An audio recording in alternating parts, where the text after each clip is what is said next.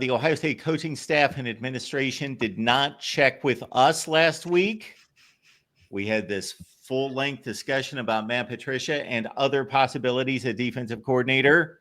And then, boom, they cut us off at the knees. And they announced one Matt Patricia as the defensive coordinator, which was met, I don't know what the response that you two saw out there, with some mixed. furling of the eyebrows and yeah, with a little angst out there. And I get it. We hit on some of those points last week in regards to there's always the nuts and bolts of, okay, how productive were these units that particular coach led at whatever level versus what else have we heard about this guy and how does it translate? So, Tony, I will start with you in terms of Matt Patricia. Now that it's out there, now that he's the choice, did this seem like a home run hire? It does not to me, but at some point, whether you're following your favorite NFL team or college football team, because we're in the age of NFL type roster management and so forth, at some point you say, I didn't like that pick, but do I trust the process and the people in charge? Yeah, and how much leeway do the people in charge have? And right now, Ryan Day's got quite a bit of it, but I don't know that Matt Patricia was at the top of anybody's board, and it's certainly before anybody heard that he was a possibility. Like, I don't know if he was on any hot boards, which is something we've talked about before. Why I hate hot boards, because you can throw a bunch of names, but then the actual names will show up after the fact. And Matt Patricia, when that came down, I think there's some recency bias in that everybody just remembers him as the Lions head coach, which didn't go well. 13-29-1, fired 11 games into his third season. Lots of people in the Detroit organization still do not care for this man, and when I say do not care for him, I'm putting it lightly. They do not like him at all. And so there's some of that is still out there. And the thing is, like, these are all valid reasons for concern.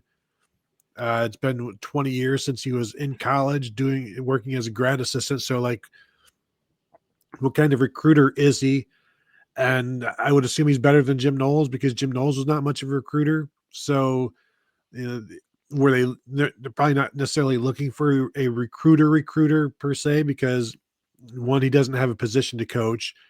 Two, you've got good recruiters at all of the positions, basically. So, that may not be as big of an issue.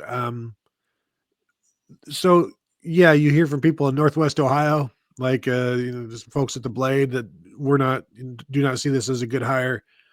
I think if you just look at the fact that he won 2 Super Bowls as a defensive coordinator, like that qualifies him to be a defensive coordinator at a place like Ohio State.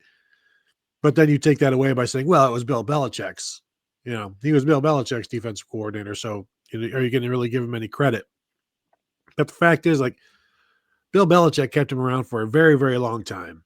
And then so people are like, well, why didn't he take him with him to North Carolina? And it's like, well, he brought his son instead. So, forgive Bill Belichick for choosing his son over Matt Patricia. But I don't know how this is going to go. I think, one, he's going to have to improve as a people person, and maybe he has in his time off, because that's going to be a very big thing, not just for recruiting, but for the coaches that you're working with. And we've all heard the rumblings and the rumors and about some of the dysfunction on the defensive staff, because Jim Knowles couldn't necessarily get everybody on the same page. Like, as Ryan Day just gone and done that again with somebody who doesn't get along with people. So I think Matt Patricia has also had to learn from his mistakes, and he's made them. So you would assume he's not going to do the same thing he did in areas where he failed. And so I have the hot take of being like, I don't know. I'm going to find out. That's how I'll know whether this was a good hire or a bad hire, is I'm going to let it play out and see if it's a good hire or a bad hire. Excuse me. I agree with 100% with that. I think that you have to give Ryan Day the benefit of the doubt. His hit rate on these hires is about 75, 80%, I would say. There have been a couple of them along the way where we've had to scratch our head, or he's had to do a correction a year or two later, and mea culpa, I shouldn't have done that. But otherwise, I think that he's earned the benefit of the doubt with this. And I don't know if there was any previous connection between Patricia, who's been in the pros for 20 years, and Ryan Day. Perhaps somebody knows somebody, that connected the two one way or the other. And I just don't know what that conduit could have been. Obviously he coached in New England, and that's where Day's roots are from, the Connecticut, area there in New England. So perhaps that had something to do with it. I don't know. But Patricia is a guy who it seems like was kind of out of the game this year, kind of assessing his options, and people have kind of held some of the things against him, like filling in as the offensive coordinator at one place and the defensive coordinator somewhere else in midseason. I mean, with failed teams, you can't hold those situations against him. He didn't start with those teams in those positions during training camp. So he was just a placeholder finishing out the season for a team that was playing out the string and probably trying to, dump fuel at the end so they could land the plane and get a high draft pick. So that was, kind of the long and short of that. His head coaching tenure in Detroit did not go well. People there said he did not work and play well with others, did not get along well with some of the players on that team, and kind of had Charlie Weiss syndrome that, you see this is my Super Bowl ring. It's really big. And Bill Belichick, I have Bill Belichick's imprimatur, or however that's said, on me. I am a Bill Belichick disciple. I must ooze great football. And, the fact of the matter is you have to go out there every day and prove it in the NFL and really in college football as well. So we're going to see with Matt Patricia, is he all hat and no cattle, or is he actually a great X's and O's defensive coordinator? We're going to find out. He's going to find out if there's any doubt. He was the defensive coordinator for 2 Super Bowl champions. I know the Blade ran a column about how ludicrous the hire was, and I'm kind of like, he was the defensive coordinator for 2 Super Bowl champions. That's got to count for something. And not only that, at least the one part of the Bill Belichick, tree thing, whatever, this aura, this thing that's gone on since the beginning of time, is how to win football games and how to prepare teams to win football games. And he was at the forefront of that for several seasons. So he knows what it takes to put a winner on the field. It just didn't work out for him, obviously, in his time at Detroit when he tried to take some of those attributes and bring it to a roster. Nobody's won at Detroit until this Dan Campbell character showed up there 4 years ago. So I don't necessarily hold Detroit against him. And, we'll see how he does at Ohio State. But I think you gotta go jury out on this until you get a year or two into this. Noel's first year at Ohio State was still a little bit rocky with that terrible Michigan game that they had. Year 2 was outstanding.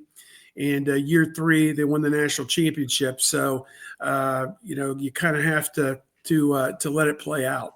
Yeah. As I wrote that day is that, judging somebody off of their inability to win with the Detroit Lions is like judging a person's ability to drive by how many Daytona 500s they've won. It's like, there are scales to these things, and just because somebody didn't win at Detroit doesn't mean they can't be a defensive coordinator for a high-level college football program. That being said, I still think it's up in the air. Like I don't think you can say it's a home run because we've got to see it. At least with Jim Knowles, you saw him build a college defense and utilize one. So there's more known there than there is with Patricia. But again, you're the defensive coordinator for 2 Super Bowls. I think that qualifies you, but there have been plenty of qualified coaches who have failed at many particular jobs. For one thing, I got to say what's running through my head anytime Bill Belichick is named these days. some kind of joke or jab runs through my head related to the other person in the conversation about some 24-year-old girlfriend. That just, I can't get away from that. I think I was late to the party on that whole situation as well. But anyway. But his coaching tree is bad as well. So that's, I mean, okay. Aside from that, but like the football aspect of it as well, like his coaching tree is not good. But also, that is just a bizarre visual. It is. I am not wielding any judgment whatsoever. I don't know what the perfect age gap is, so we won't go into that. But I just had to say that I find that interesting. So anyway, so North Carolina, Bill Belichick. It's just it's going to be fun to watch and interesting to watch, I will say. Okay, back to Patricia. I kind of run this through what I am now deeming, just off the top of my head, but I've been doing this for a while, kind of the Mac Brown analysis, meaning Mac Brown went to North Carolina the first time. They were horrendous. He lifted them to 10-win seasons his last 2 years, 10-1, 10-2 range. He leaves there, they slide. He goes to Texas. They had a decade of mediocrity. He lifted them to national championship status, 2 national championship games, etc., living in the top 5. He leaves, they drop off the cliff. Goes to North Carolina to a much lesser degree, but still only 5 wins the previous 2 seasons combined. He elevates them to 8-9 wins a season. There we are. So slot in Coach X and look at, was the situation better or worse before he got there? What was it after he left? And then were there any other mitigating circumstances in regards to great personnel hauls to help him or whatever the situation? And I can't say that I can really answer that with Matt Patricia coaching defense.